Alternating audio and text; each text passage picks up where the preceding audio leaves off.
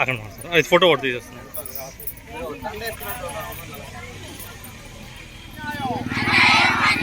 రాష్ట్ర వ్యాప్తంగా 39 రోజులుగా పోరాటం చేస్తున్న ప్రభుత్వం స్పందించకపోవడం అన్యాయం.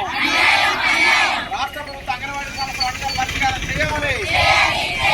సెంటర్లు తెరవాలని అధికారులు వచ్చి ఆపాలి. అంగన్వాడీలపై అధికారులు బెదిరింపులు ఆపాలి. పోరాడి తీరుతాం, పోరాడి తీరుతాం. పోరాట మార్గం నోటీసులతో బెదిరింపులకు పాల్పడితే సహించం. నోటీసుల పేరుతో బెదిరింపులకు పాల్పడితే సహించం. అంగన్వాడీ ఐక్యత వర్ధిల్లాలి. అంగన్వాడీ న్యాయమైన డిమాండ్ పరిష్కారం అయ్యే వరకు పోరాటం కొనసాగిస్తాం. అంగన్వాడీలు వేతనాలు పెంపుదల చేసే వరకు పోరాటం కొనసాగిస్తాం. సుప్రీంకోర్టు తీర్పు ప్రకారం గ్రాట్యుటీ అమలు చేయాలి. అంగన్వాడీ న్యాయమైన డిమాండ్లు వెంటనే పరిష్కారం చేయాలి. రాష్ట్ర ప్రభుత్వం వెంటనే అంగన్వాడీ సమస్యలు పరిష్కారం చేయాలి.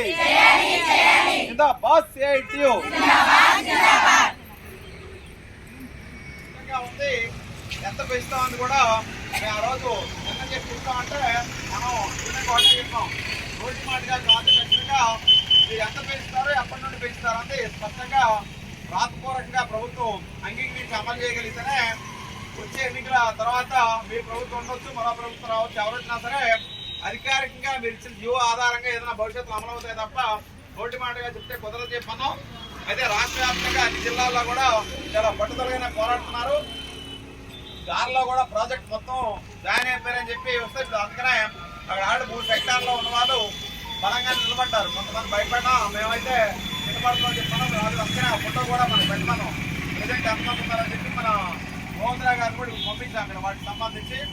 అయితే ఒకవైపు అనమాట మనకు నోటీసుల మీద నోటీసులు ఇవ్వటం, అలాగే తొలగిస్తామని చెప్పి వాళ్ళు చెప్పిన దానికి వాళ్ళకి నిలబడలేక ఎందుకంటే మొదట మనం 12వ తేదీ సమ్మె చేసిన తర్వాత 5వ తేదీలో జాయిన్ అవ్వాలన్నారు.